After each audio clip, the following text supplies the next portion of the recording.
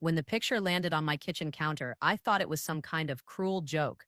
It was a small, glossy photo, a little boy with dark eyes and a shy smile, clutching a toy truck. He couldn't have been more than 6. On the back, in neat handwriting, were 4 words that made my knees give out. He looks just like David. For a moment, the whole world seemed to stop moving. The kettle hissed behind me, and I could smell the faint burn of overboiled coffee. But all I could see was that child's face and my husband's eyes staring back at me through someone else's skin. Normal life, setup. David and I had been married for 11 years. We met in college. He was quiet, dependable, with that kind of steady confidence that made you feel safe. I used to joke that he was my calm in every storm. We'd built a simple life in a small town outside Richmond. He worked as a civil engineer. I ran a small event planning business from home. Our house wasn't fancy, but it had warmth. The kind of warmth that comes from Sunday mornings, the smell of bacon and coffee, the sound of him humming off key while fixing a loose cupboard door. We had routines, laughter, shared glances that spoke more than words. And then there was Lydia, my best friend since high school. If my life with David was calm, Lydia was the spark. She had always been the kind of woman who entered a room and owned it. She was impulsive, charming, a little reckless, the kind of person you loved and feared in equal measure. When she moved away after college, we promised to stay in touch. We did for a while, but life, as it does, drifted us apart. Until the day she came back. It started innocently, a message on Facebook.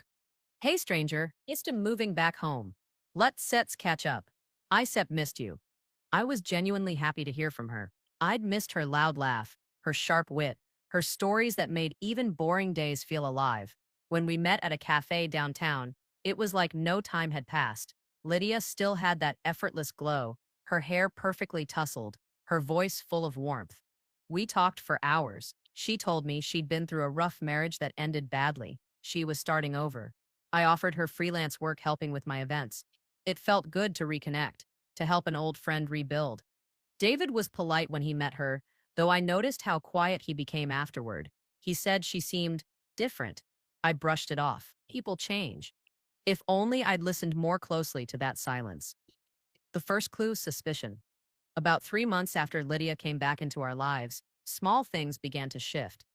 David started staying late at work more often. At first, I didn't think much of it. Projects, deadlines, the usual. But one night, I picked up his jacket from the hallway chair, and a faint scent of floral perfume clung to it. It wasn't mine.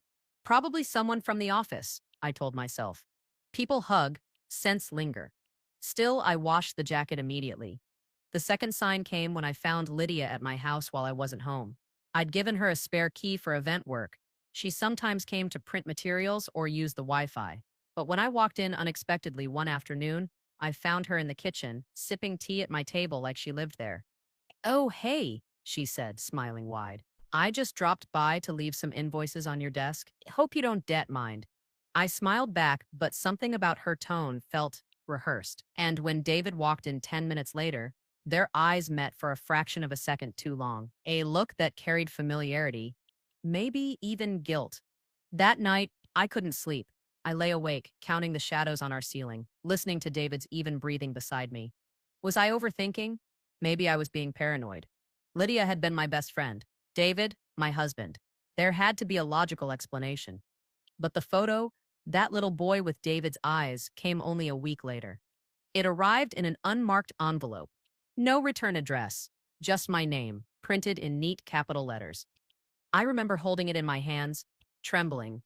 My mind tried to connect dots that didn't exist, or maybe ones I'd been avoiding. I waited until David came home that evening. My voice shook as I confronted him. "David," I said, laying the photo on the table, "what is this?"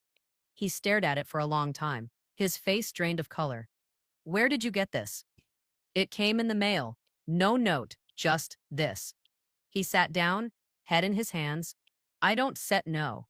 I swear I sept never." He stopped himself, looked at me. "He does look like me." I felt my stomach drop. "David?" I whispered. "Please don't say that."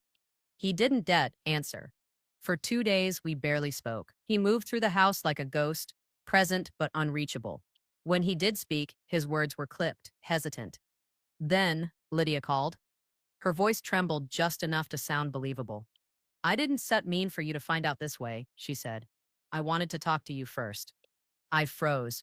What are you talking about? The child, Sarah. His name is Eli. David and I, it was years ago, before you got married. He doesn't even know. I remember sitting down on the kitchen floor because my legs wouldn't hold me anymore. She kept talking. A story that sounded too neat, too perfectly timed. She said she'd kept the child a secret to protect me, that she didn't want to ruin my marriage, that now she needed help, money, support, acknowledgement. I hung up. My hands shook so badly the phone slipped from my grip. When I told David, he didn't deny it. He just whispered, maybe she telling the truth.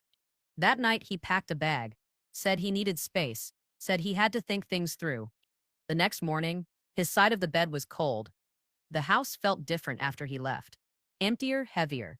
The air seemed to carry echoes of every word we hadn't said. For a while, I did nothing.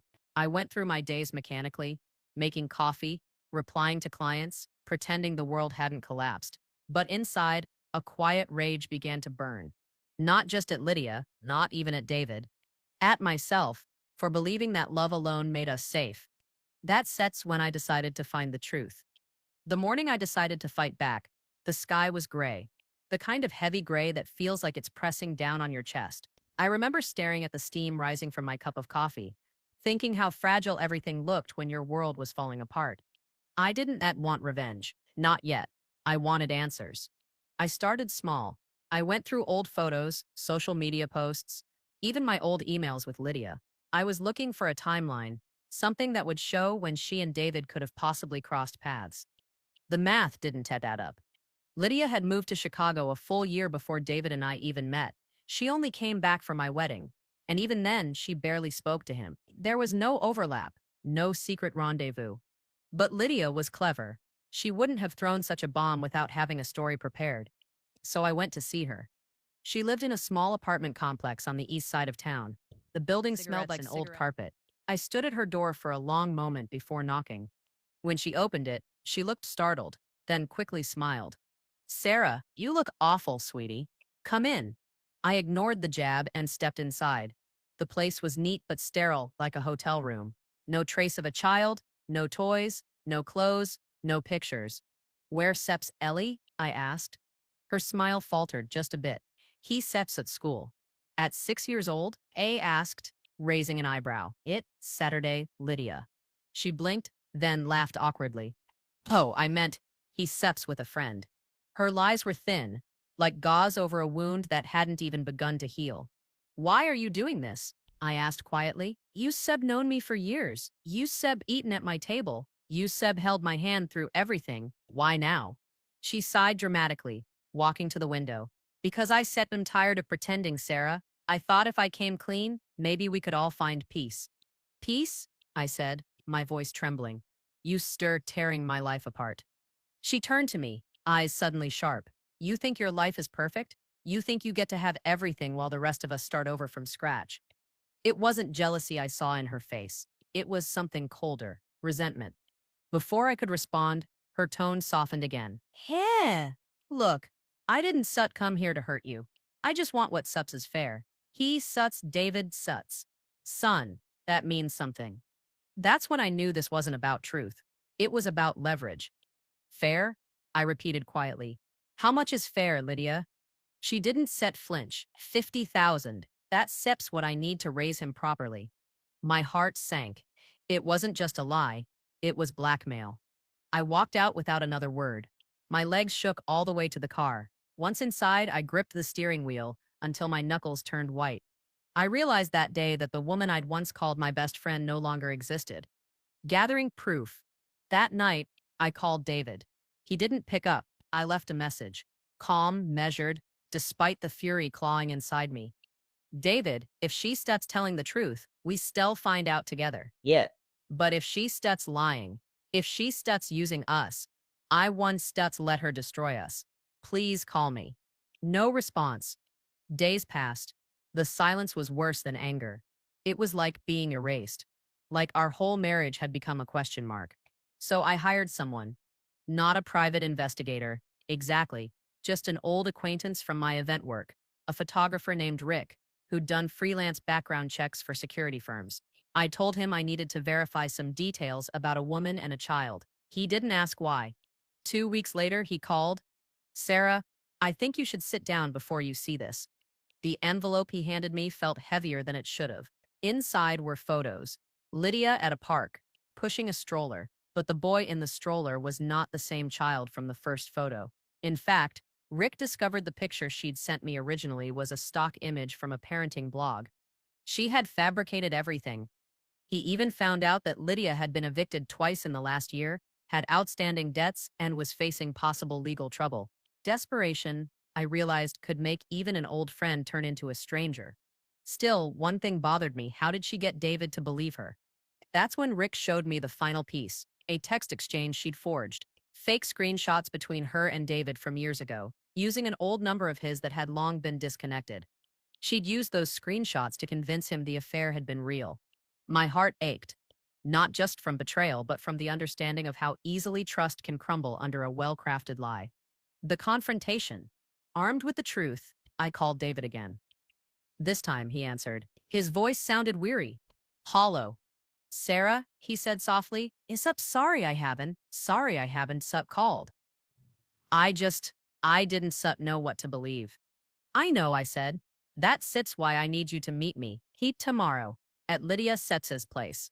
He hesitated. Why? Because you need to hear the truth, not from me, not from her lies, but from the evidence. Please, David, if there's anything left between us, meet me there. He agreed.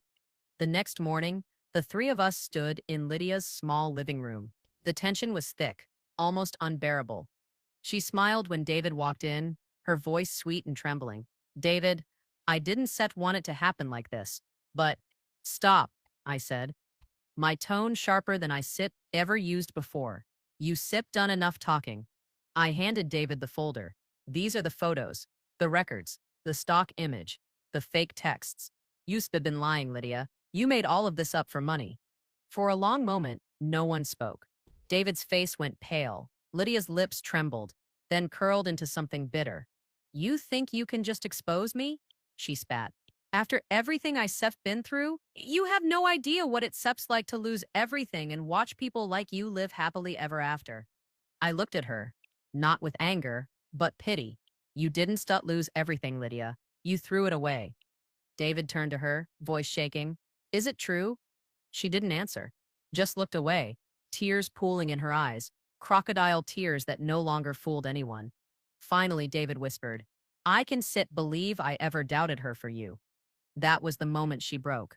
A sound escaped her, half scream, half sob. She shouted that we'd regret this, that no one would believe us. But it didn't matter anymore. I had my truth. We left together, but the silence between us on the drive home was the kind that comes after a storm, heavy but clearing.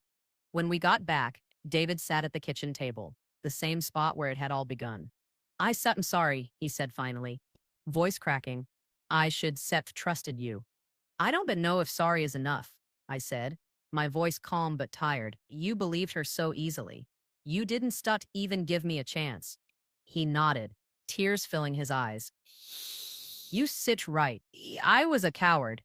I wanted to be angry. I wanted to scream, but I couldn't. I was just exhausted. I walked to the window looking at the rain starting to fall outside. The garden looked gray, wilted, but still standing. So was I. The next few days felt like moving through fog. David tried. He really did. He made breakfast every morning, left notes on my desk, cooked dinner the way he used to when we were newlyweds. But something inside me had shifted. Trust doesn't just break, it shatters, and you can't put it back together without seeing the cracks. At night, I lie awake, watching the ceiling fan spin shadows across the room. I kept hearing his words. Maybe she sits telling the truth. It haunted me. That moment he chose to doubt me instead of standing by me. We went to therapy for a few sessions. The counselor, a kind woman named Dr. Hughes, told us that betrayal doesn't always come from cheating. Sometimes, it's in the moment someone you love stops believing in you. She was right. David apologized again and again. I could see the guilt wearing him down, the way he avoided my eyes when he spoke, the way he lingered by the doorway like a man afraid to be told to leave. But forgiveness isn't an on-off switch. It's a slow, reluctant surrender. And I wasn't yet ready. Lydia Sepp's fallout. I heard about Lydia's downfall through the small-town grapevine. You can't keep secrets for long here. Apparently, she'd tried the same story with another man, claiming he'd fathered her child. He went to the police. She was arrested for fraud and harassment. When the news broke, my phone buzzed nonstop. Friends, old classmates, even clients asking, "Isn't that your friend?" I didn't answer. It wasn't satisfaction I felt.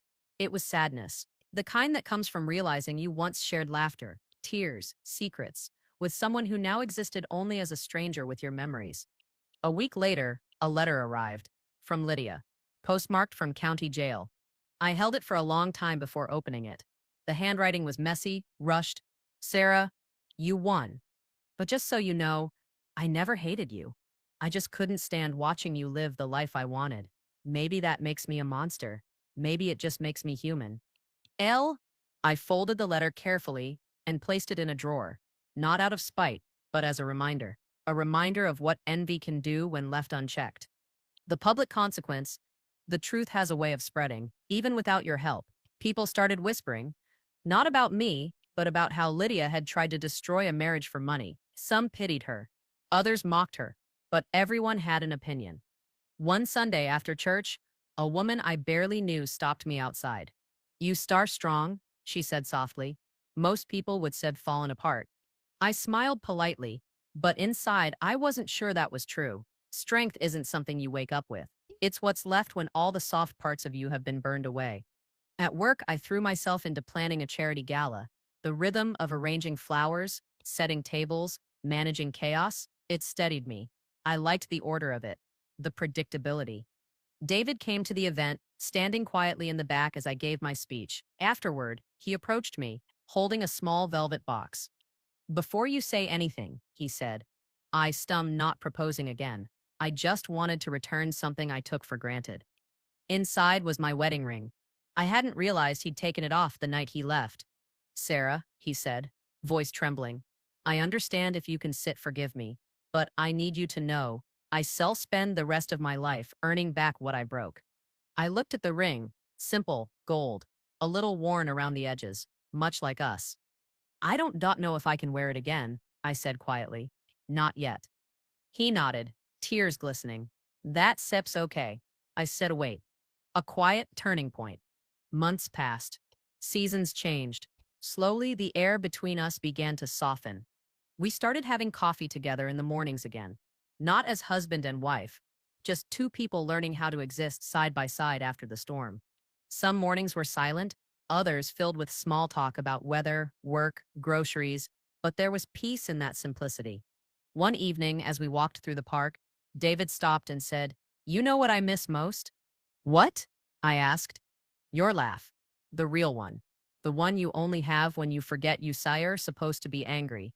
I couldn't help it, I smiled.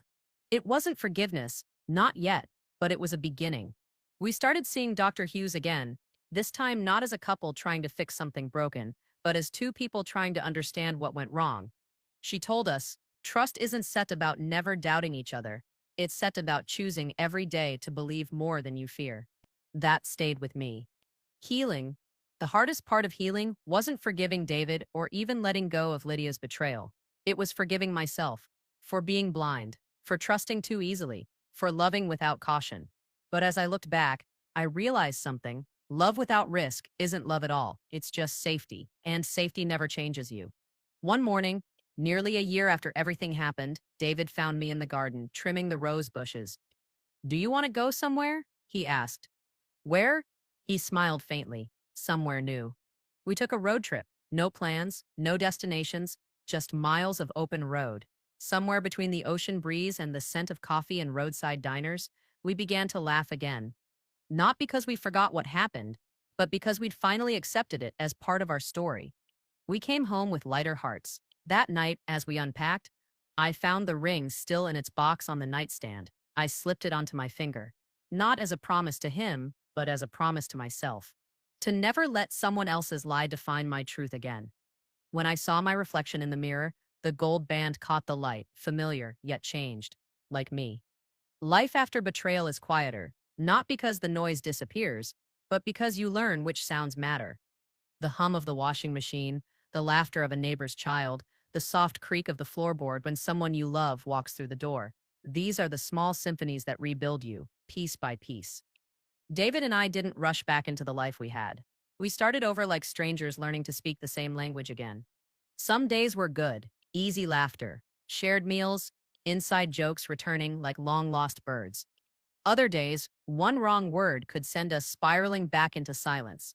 But there was honesty now, a rawness that felt painful, yet real. We'd stopped pretending to be the perfect couple. We were just two people who had once been broken, choosing to try again. One evening, I came home late from an event job. The house was dark, except for the kitchen light. David sat at the table reading something. When he looked up, his eyes were soft. "It's from Lydia," he said quietly, holding a letter. I froze. What does she want now? He shook his head. She sets in a rehabilitation program. She wanted to apologize, said she sets trying to get clean, start over. I hesitated, then reached for the letter. The handwriting was shaky, unfamiliar. "Sarah, I'm sorry, truly. I don't expect forgiveness. I just want you to know I never hated you. I hated what I became. Thank you for showing me the truth, even if it destroyed me first. Lydia." I didn't cry. I didn't feel anger either.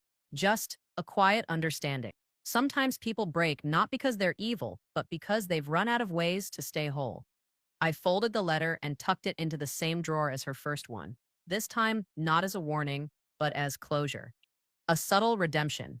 Time doesn't erase pain, but it dulls its edges. One morning, I woke up and realized that for the first time in months, my first thought wasn't about betrayal. It was about what to cook for breakfast. That's how healing arrives, not with fireworks, but with ordinary peace. David noticed the change too. He began smiling again, a real one this time, not the guilty kind. He volunteered to help with my events, setting up tables, greeting guests, watching him from afar. I saw glimpses of the man I'd fallen in love with, not flawless, but trying. At one of the charity galas, I overheard two women whispering near the punch table. "That's the woman whose friend tried to ruin her marriage," one said. "She looks so composed," the other replied. "If that were me, I set have lost my mind." I turned toward them and smiled. "You don't set really know how strong you are," until breaking is stead an option. They blushed and apologized, but I didn't mind. It wasn't gossip anymore. It was testimony, proof that I'd survived. Reclaiming myself. A few months later, I took a solo trip, my first one in years. Just me, my camera, and a rented cabin by the sea. The first morning, I walked along the shore. The water was cold, biting at my ankles, but it woke something in me. The sky was a bruised shade of purple and gold, and the smell of salt and morning wind filled my lungs. I remember whispering, "I forgive you," not sure whether I meant Lydia, David, or myself. Maybe all three? Forgiveness, I realized, isn't a gift you give someone else. It's the key you use to unlock your own cage. When I returned home, David met me at the door. He looked nervous, like he wasn't sure if I was coming back for good. "I missed you," he said simply. I smiled. I missed myself too. That night, we cooked dinner together. Nothing fancy, just pasta and garlic bread. But as we ate, the house felt alive again. There was no pretending, no fear, just two people grateful to share a quiet meal after the storm. After dinner, I poured us wine and said, "I think it's Sud's time we start a new chapter." He looked at me, uncertain. "Together?" I nodded. Together, but differently. No more silence. No more assuming the worst. We talk, we listen, and we keep choosing each other even when it sets hard. He reached for my hand, his thumb brushing the ring I now wore again. "I can do that," he said. And I believed him. A year later, a full year after Lydia's lie unraveled, I hosted a small garden party, friends, family, laughter filling the air. David was grilling, kids chased bubbles across the yard, and the scent of jasmine drifted through the evening breeze. At one point, I caught myself watching David laugh with our neighbors, and I felt something I hadn't felt in a long time: peace. Not the fragile kind that comes from pretending everything's fine, but the deep, steady kind that comes from knowing you've been through hell and made it out alive. When the last guest left, I stood in the garden under the string lights, barefoot, holding a glass of wine. The night was warm, the cicadas humming softly. I thought about everything that had happened, the lies, the hurt, the disbelief, and then I thought about the lessons buried within it all. That friendship without honesty is a ticking bomb. That love without trust is an empty shell. And that no one, not even someone you've known your whole life, deserves the power to rewrite your truth. When people hear my story now, they often ask, how did you forgive him? How did you move on?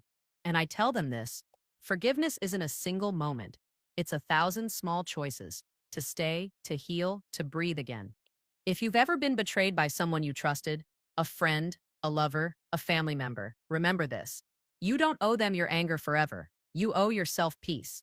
The scars may never disappear, but they stop hurting once you stop tracing them. So when I look at my life now, I don't see what I lost. I see what I rebuilt. Would you have forgiven someone who believed a lie about you, or would you have walked away? Tell me in the comments. I want to hear your story. And if you've ever had to find your way back to yourself, you're not alone. Peace sounds light in theory, but when you fought hard to earn it, peace can feel heavy, like something you have to carry carefully, afraid it might slip away. Months after the garden party, I noticed small things about David that comforted me, and others that scared me. He smiled more often. Yes, but sometimes, when he'd get a message on his phone, I'd feel a pinch of suspicion, that old reflex that never quite died. One evening, while folding laundry, I found an unfamiliar perfume scent on his shirt. My chest tightened, an old wound reopening, but instead of confronting him in anger, I sat on the edge of the bed and breathed. When he came out of the shower, towel around his waist, I simply said, "David, can I ask you something without it turning into a storm?" He looked startled but nodded. "There sets a perfume on your shirt. It seps not mine." He smiled, not mockingly, but softly. "That seps Emma. She hugged me when she left the office today. Her mother seps sick, she was crying." I watched him closely. His eyes didn't flinch this time. His tone wasn't defensive. It's strange. You can tell when someone's lying, but you can also tell when they're finally telling the truth. "I believe you," I said quietly. He relieved, almost teary. "Thank you, Sarah. That means more than you think." That night, lying beside him, I realized something. Trust doesn't return all at once. It comes back like sunrise, slow, steady, inevitable if you let it. A few weeks later, I started volunteering at a local women's support center, a place for those rebuilding after betrayal, loss, or abuse. At first, I went just to help, but I found something unexpected there: mirrors of my own pain and other people's stories. One woman, Marisol, told me, "When my husband left, I thought I sat die from the silence." I smiled faintly. "A silence isn't set empty," I said. "E set space, the kind where you can start over." She looked at me like she'd just heard something holy, and maybe she had, because I was finally starting to believe it myself. Every Thursday, I sat with women who cried, confessed, or simply needed to be heard, and in every tear, I found a fragment of my own healing. One day, after a session, I got a letter. The return address froze me. It was from the rehabilitation center. From Lydia. The envelope was thin, plain, and yet it carried more weight than anything I'd held in a long time. I didn't open it right away. I placed it on the counter, beside a vase of wilting daisies, and stared at it for hours. When David got home, he saw it too. He hesitated, then said, "Do you want me to be here when you read it?" I shook my head. "No. I need to do this alone." After dinner, I sat at the kitchen table, the house quiet, and finally tore it open. Inside was a single sheet of paper. Lydia's handwriting was neater this time, steadier. "Sarah, I've been sober for 147 days. Every morning I start with the words you said to me that day. He don't dat destroy what you love, just to feel powerful. I want you to know that I never wanted to ruin you. I wanted to hurt him. You were collateral damage, and I hate myself for that. I'm leaving town soon, starting over somewhere no one knows me. But before I go, I wanted to say, you were always the better friend." Lydia. I didn't cry right away. I just sat there, tracing the ink with my finger. There was no justification, no manipulation, just a strange, sad honesty. I folded the letter and slipped it into a box of old photos. This time, I didn't keep it to remember the pain. I kept it to remember how far I'd come. That night, When David joined me in bed, he whispered, "You okay?" I nodded. "I think I finally am." For the first time, those words didn't feel like a lie. I didn't expect to ever see Lydia again. Her second letter had felt final, a goodbye that carried weight and humility.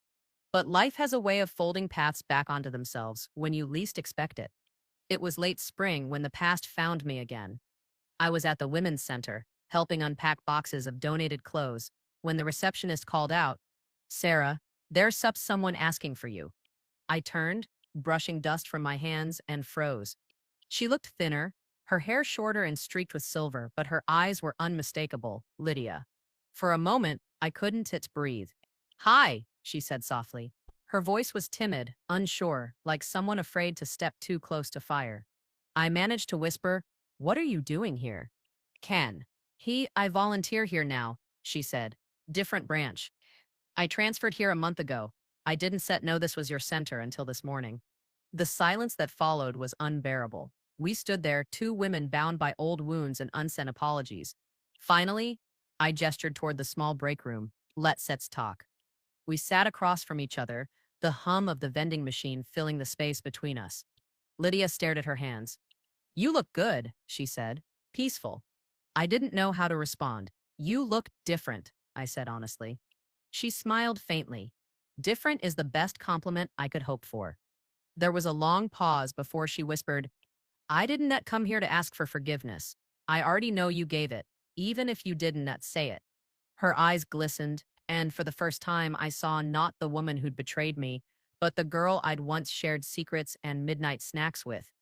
"I just wanted to thank you," she continued, "for calling the police that day, for forcing me to face what I since become. It saved me." I blinked hard. "You think I saved you?" She nodded. "You stopped me from destroying more lives, including my own." I sat back, my chest tight.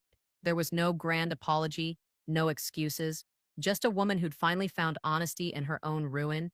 After a few minutes, she stood up. "I request a transfer if my presence makes it hard for you." But I shook my head. Here to help women heal?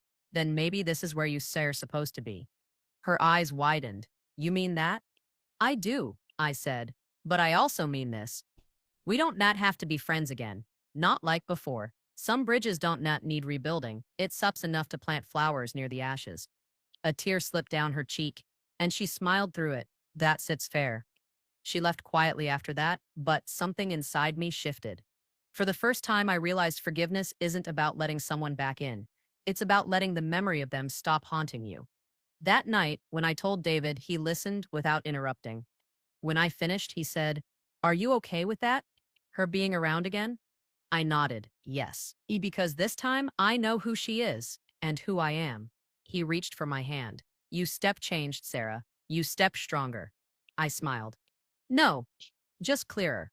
I finally know what peace feels like when it's earned." Weeks passed, and Lydia kept her word. We crossed paths sometimes, polite, brief, but never tense. She was quiet now, reserved, patient. I watched her comfort women who were crying, and I thought maybe this was her redemption. One afternoon, she approached me with a small brown envelope. "I found this when I moved out of my old apartment," she said. "I think it belongs to you." Inside was an old photo, me, her, and David at a summer barbecue years ago, our arms around each other, laughing. I stared at it for a long moment. "Thank you," I said. She smiled sadly. "We were so happy then. I wish I known how to protect that, instead of poison it." I met her eyes. "We all learn too late sometimes." When she walked away, I felt the faintest trace of closure settle in, not sharp or final, but gentle, like the closing of a door that no longer needed guarding. That evening, I placed the photo in a new album, one titled Before and After. It wasn't about forgetting what happened. It was about remembering how far I'd come since then. And as I looked at those frozen smiles, I whispered, "Thank you, Lydia, not for what you did, but for what I learned because of it." When pain finally quiets, you start to wonder if it's really gone or just waiting for its next cue. I used to think healing meant life would stay calm, that I'd earned a break from storms. But peace isn't an end, it's a practice. A year after Lydia reappeared, a new challenge crept in. Quiet, practical, and deceptively simple. Trust. Not in David this time, but in myself. The director of the Women's Center called me into her office one Thursday afternoon. Sarah, she said, sliding a folder across the desk, we such are opening a new branch. We such'd like you to run it. My stomach dropped. It was the kind of opportunity I dreamed of before everything fell apart. But it meant moving to another city, 3 hours away. It meant leaving the safety of the routines I'd built, the house where peace had finally taken root. David was thrilled when I told him. You should do it, he said immediately. You rebuilt everyone else. It sets time to build something of your own. But I hesitated. I didn't trust my instincts anymore. What if I failed? What if the world outside this fragile circle of forgiveness wasn't ready for me? Or worse, what if I wasn't ready for it? That night, I stood in the kitchen, staring at the letter of appointment. The smell of garlic and butter filled the air as David cooked. Why do you look like that? He asked, noticing my face. Like what? Like you seer holding bad news. I smiled faintly, because I sit holding change. He came closer, wiping his hands on a towel. Change isn't that bad, Sarah. I sighed. It used to be, every time life changed, I lost something. He touched my chin gently, turning my face toward him. Maybe this time you gained something. It was such a simple sentence, but it broke something open inside me. That weekend, I went to visit the new site. It was a half-renovated building near the coast, smelling of paint and sea salt. As I walked through the empty rooms, the echoes of my footsteps sounded like possibilities. In one room, sunlight poured through cracked blinds and dust floated in the air like glitter. I imagined voices filling this space, women laughing, crying, healing. For the first time in years, I felt that old fire again, the one that made me want to create, to lead, to serve. Maybe I hadn't lost my purpose after all. Maybe it had just been waiting for me to be ready again. That night, I called David. I want to accept, I said. He smiled through the phone. I could hear it in his voice. Then accept. But it means I'll be gone a lot at first. You okay with that? Sarah, he said softly. If I've learned anything, it accepts that love doesn't survive by holding tight. It survives by letting each other breathe. I laughed quietly. You sound like me now. He chuckled. Guess your wisdom finally rubbed off. The first months were hard. The new branch needed everything: furniture, staff, funding. I was exhausted but alive in a way I hadn't been in years. I'd come home on weekends, bringing back stories of the women I'd met, the progress we were making. One night, as we sat on the porch, David handed me a small box. Inside was a necklace, simple, a gold pendant engraved with the word begin. I looked up at him, eyes wide. Why this word? He smiled. Because you finally have. I hugged him, and for a moment, the air around us felt sacred, quiet, but full of meaning. Then, one evening, as I was closing up the new center, I saw a familiar face standing by the door. It was Lydia. I froze. What are you doing here? She smiled nervously. I transferred again. I sucked leading a support program here too. My pulse quickened, not with fear, but with the strange recognition of how life loves to circle back. I promise I didn't be assigned here, she said quickly. If it sets a problem, I shook my head. It stuts not. Maybe it suts right. She exhaled, visibly relieved. Then maybe we can both do good here. I nodded. Maybe we already are. Later that night, as I sat at my desk, I looked at the word on my pendant. Begin. And I realized something. Forgiveness wasn't the end of my story. It was the door that allowed me to start living again. I thought about Lydia, about David, about the hundreds of women who would walk through these doors searching for pieces of themselves. Maybe the real victory wasn't in proving innocence or rebuilding trust. Maybe it was in daring to trust life again. When Lydia and I started working under the same roof again, I told myself it was fine. We were different people now, wiser, steadier, but even healed wounds remember the shape of the knife.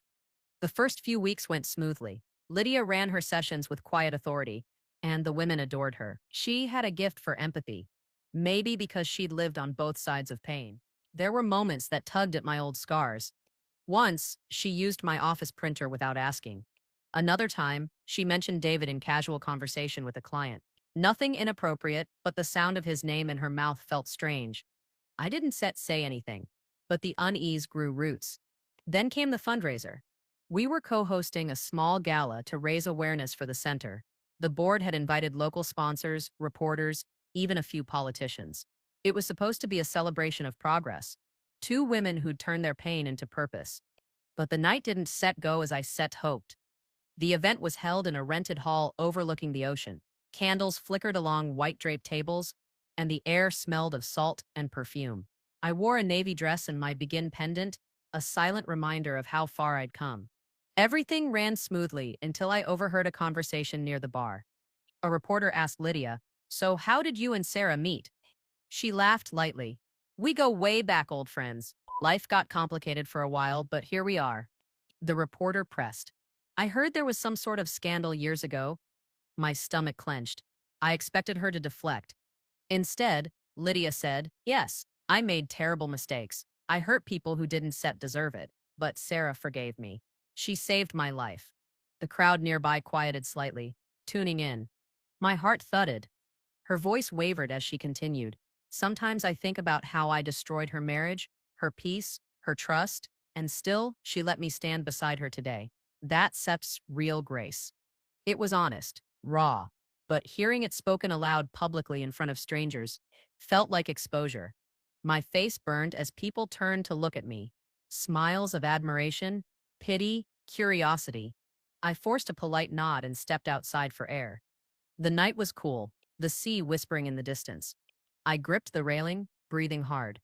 I didn't want gratitude from her. I didn't want to be the saint in her redemption story. I wanted quiet, normalcy, privacy. A moment later, Lydia appeared behind me. Sorry," she said softly. "I shouldn't have said that." I turned to face her. "Why did you?" "I wanted them to know the truth," she said. "To see that forgiveness is possible."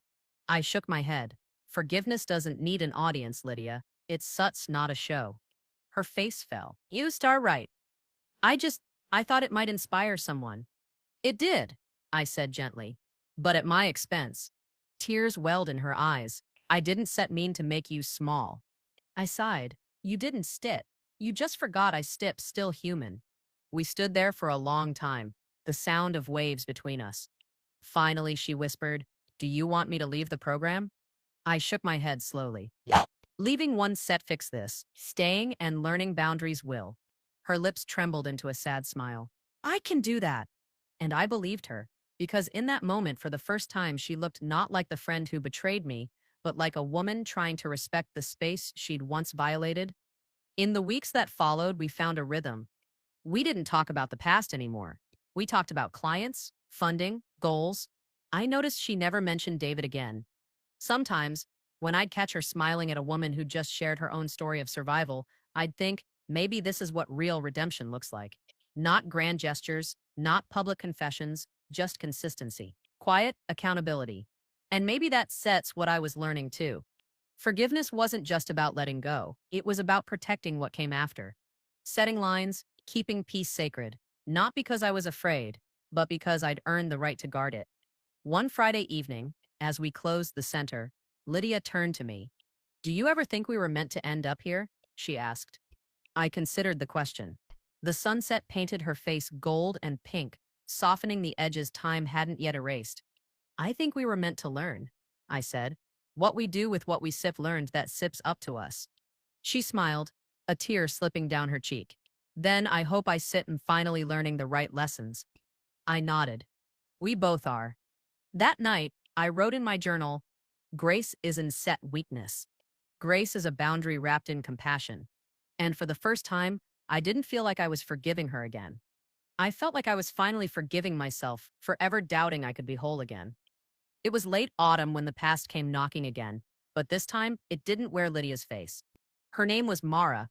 She was one of our new clients at the center, mid-30s, graceful in a way that hinted at the life she'd once had. She carried herself like someone used to being in control, though her eyes gave her away, tired, frightened, bruised in the quietest way.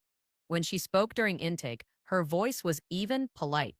"My husband doesn't know I sup in here," she said. "He thinks I sup in visiting my sister." I nodded gently. "You star safe here. Take your time." For weeks, she attended every session, participated, smiled at others. But something about her didn't fit the pattern of our usual clients. She never shared specifics. No names, no details, just fragments. He has a temper. He doesn't set like questions. He sets a respected man. Then one day, she didn't such show up. When I called her emergency contact, there was no answer. The next morning, she walked into the center looking pale and shaken. He found out, she whispered. I guided her into my office. What happened? Mara hesitated, then opened her purse and slid a photograph across the desk. In it was her husband, smiling at a community event. I froze. I knew that face. It was Daniel, a city councilman, and one of our major donors. My pulse raced. Daniel had helped fund the very roof over our heads. He'd written checks, spoken at our events, even offered to sponsor a new youth program. Now here was his wife, telling me he was abusive. I didn't know what to say. My mind spun with questions and consequences. Please, Mara said, seeing my hesitation, don't sit tell anyone. I can sit lose him. He sit'll destroy me. She clasped her hands tightly, knuckles white. Have you considered leaving? I asked softly. I can sit, she said. He controls everything, the money, the house, the people around us. Yee. If I go public, no one will believe me. He stit say I stip unstable. He stits done it before. The fear in her eyes was the same fear I once saw in my own reflection. The fear of being disbelieved, erased, blamed.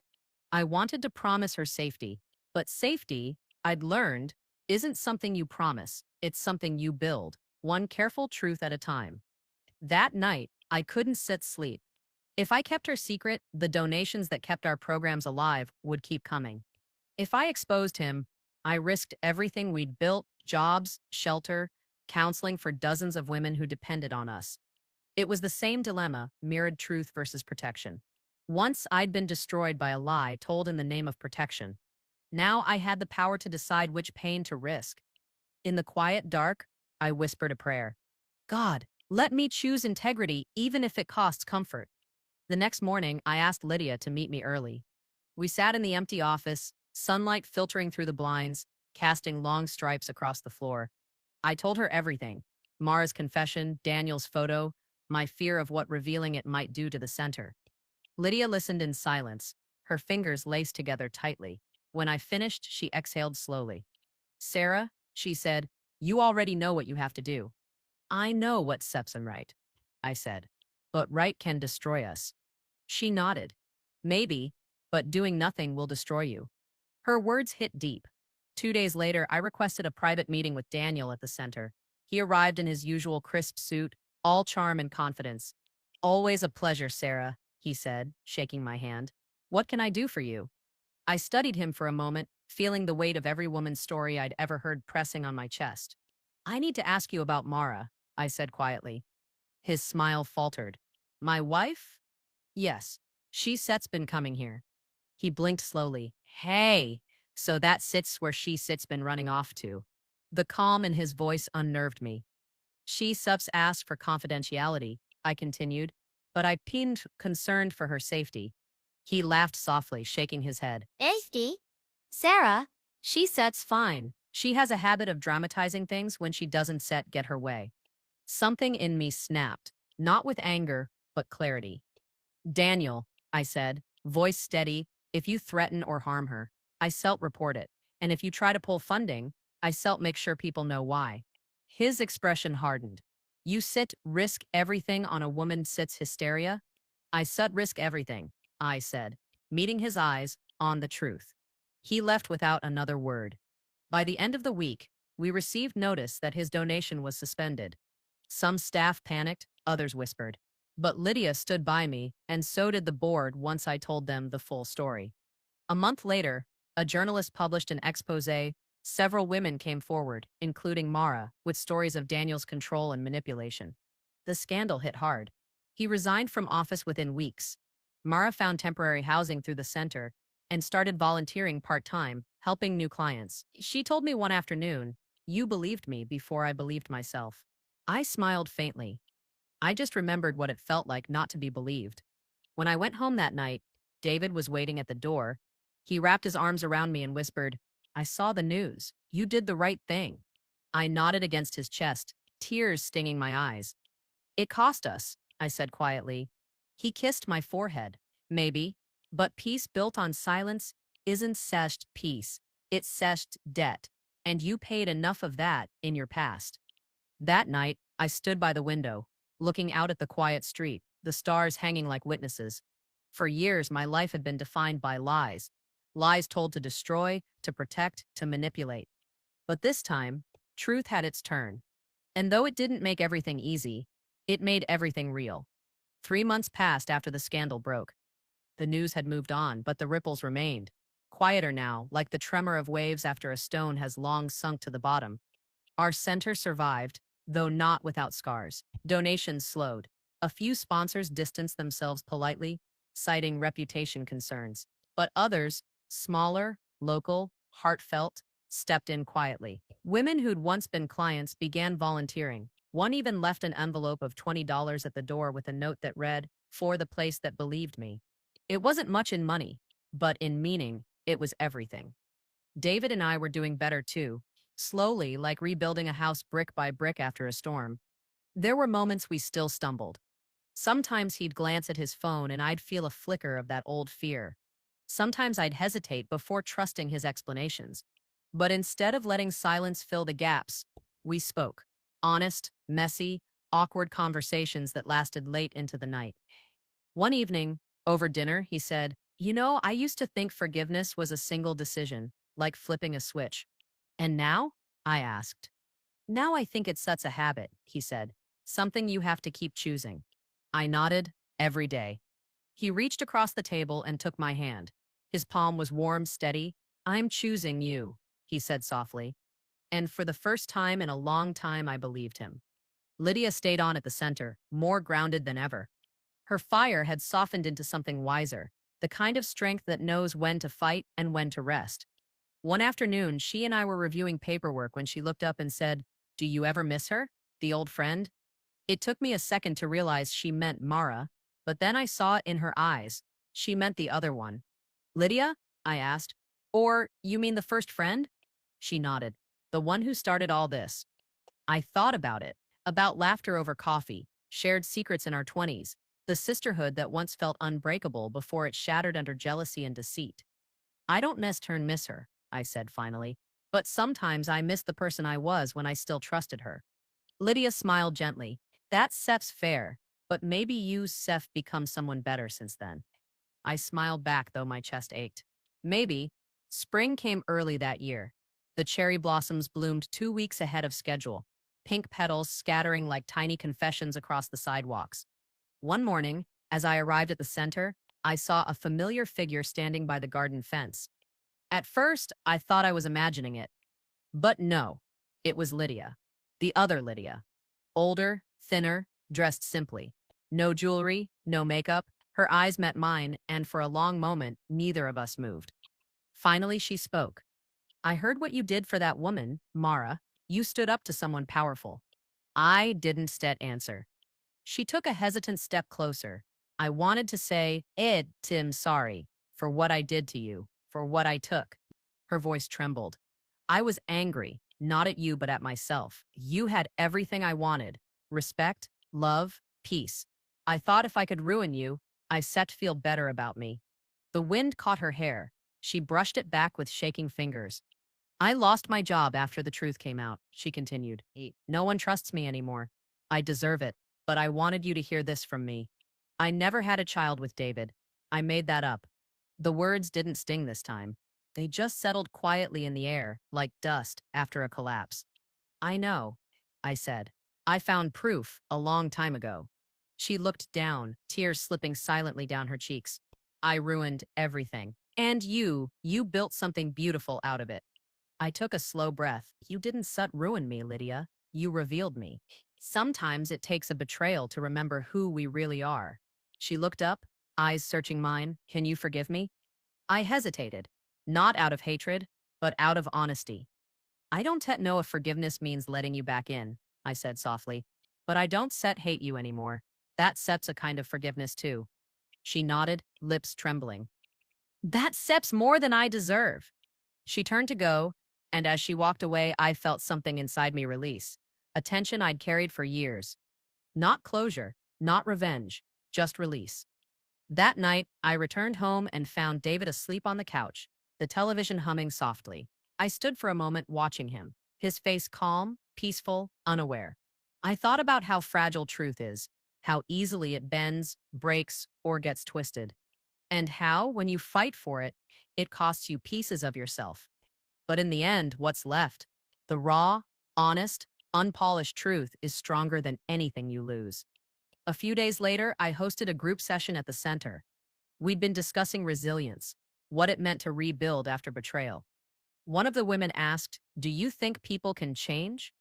I thought of Mara, who found her voice, of Lydia, who faced her shame, of David, who learned to tell the truth even when it hurt, and of myself, who finally learned to listen to the quiet inside instead of the noise outside. Yes, I said, but only when the pain of staying the same becomes heavier than the fear of changing. The room was silent, thoughtful. Someone began to cry softly. And in that moment, surrounded by women who had all been broken in their own ways, I felt something rare and powerful, not happiness, not triumph, but peace. The kind that doesn't depend on what others do to you, but on what you decide to do next.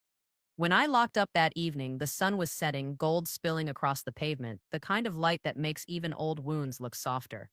I smiled to myself, remembering a line I set once written in my journal: "Some truths destroy what was false. Some lies destroy what was true. But healing creates something entirely new." And for the first time, I was ready to live in that newness, free, whole, and unafraid. Sometimes, life doesn't break us in one clean crack. It splinters us, quietly, in places no one can see. When my friend blackmailed me with a lie about a child that never existed, I thought my world had ended. I thought love was gone, trust was gone, and I was left with nothing but shame. But standing here now, after everything, I see that what really ended wasn't my world. It was my illusion of control. The idea that I could protect myself from pain by being careful, kind, or loyal enough. The truth is, betrayal doesn't always come from enemies. Sometimes it comes from the hands you once held, the voices you once trusted. And sometimes healing doesn't look like revenge. It looks like standing in the wreckage and saying, "I'm still here." I learned that forgiveness isn't about forgetting what someone did to you. It's about refusing to let their lie define your future. It's choosing peace over bitterness, not for them, but for yourself. I also learned that truth, no matter how painful, is always a form of freedom. Because once everything false is stripped away, what's left is something solid, something real. David and I are still learning what it means to trust again. Some days we stumble. Some days we fall quiet. But every morning we wake up and choose to begin again. Not because we've forgotten what happened, but because we remember who we became through it. And as for Lydia, the friend who once tore my world apart, I don't hate her anymore. I hope she finds peace too. Maybe in her own way, she already has. So if you sure listening to this and you sure been betrayed by a friend, a lover, a family member, I want you to remember this. You are not what they did to you. You are what you do next. You can still rebuild. You can still rise. You can still be whole. Would you have forgiven her if you were in my place? Would you have let go or held on? Tell me in the comments below. I'd love to hear what your heart would have done. And if my story touched you tonight, don't forget to subscribe. Because sometimes sharing our stories is how we help each other heal.